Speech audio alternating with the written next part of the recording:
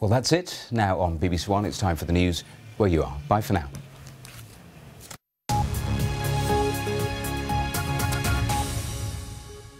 Good evening and welcome to BBC Newsline.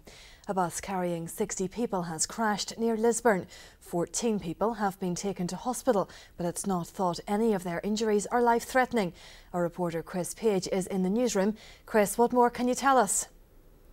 Well, as you said, Claire, 60 people were on board this bus. They were guests at a wedding. They couldn't have expected the day to turn out like this.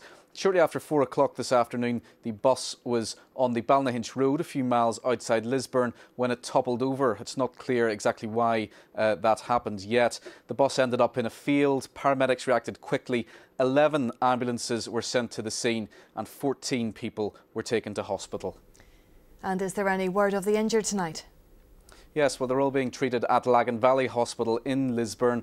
12 suffered minor injuries. The other 2 were put on spinal boards by paramedics on the scene to be taken to hospital, but the ambulance service say that move to put them on spinal boards was a precaution. So there's no doubt it must have been a very frightening experience for all those wedding guests on that bus today. But the good news is that at this stage, it doesn't look like anyone suffered life-threatening injuries. Thanks, Chris.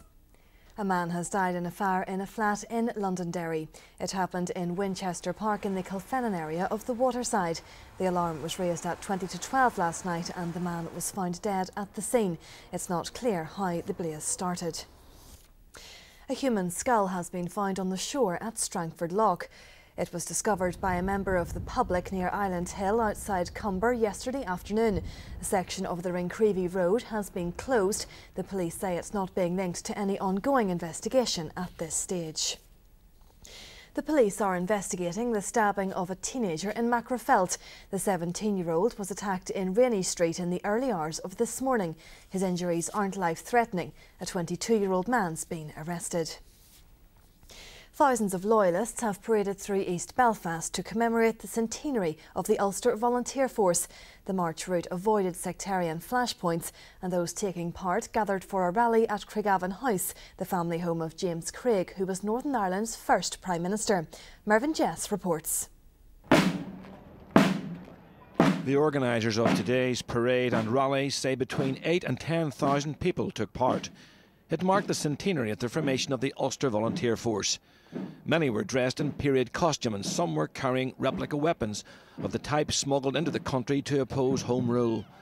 The centenary organisers say the event was about the original UVF and not today's loyalist paramilitary grouping. They marched through East Belfast to a rally at Craigavon House, family home of James Craig, Northern Ireland's first Prime Minister and headquarters of the UVF at that time.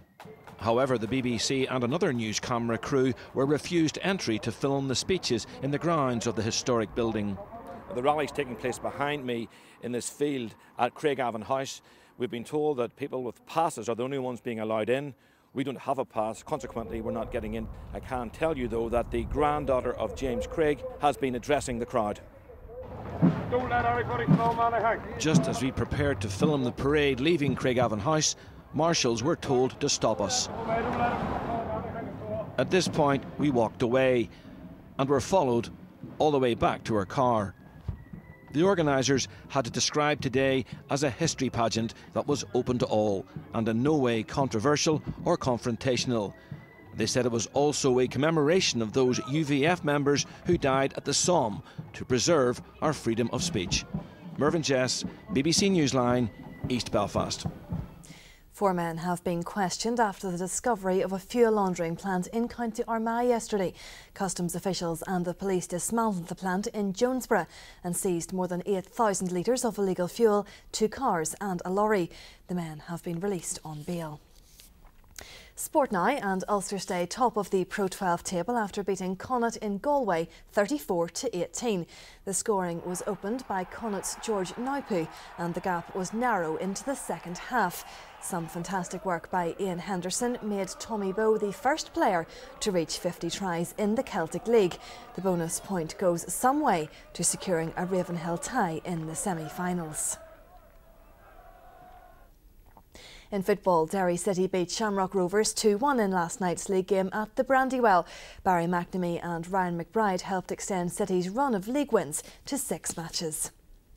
Now let's see what the weather has in store for the rest of the weekend. Here's Cecilia Daly. Hello, it hasn't been a bad day. Things are going to go downhill a little bit later on tonight, but if you're out this evening, at least between now and midnight, a lot of places will be dry. We've got an Atlantic weather front coming in, some fairly tight isobars, so the winds will pick up too. As the rain moves through though on Sunday morning, skies will brighten up again, but it's going to feel a little bit cooler tomorrow in the westerly breeze. So maybe 1 or 2 showers around this evening, otherwise dry and breezy. It turns increasingly windy tonight and wet from the west. During the early hours, some heavy bursts of rain will move in, but at least the frost will stay away. Maybe some rain first thing tomorrow, but otherwise it'll brighten up on Sunday with some sunshine, but also a few quite sharp April showers. Most of that rain clears away by about 8 or 9 o'clock. Skies start to brighten up. There'll be some sunshine, but already there'll be 1 or 2 lively showers in the west.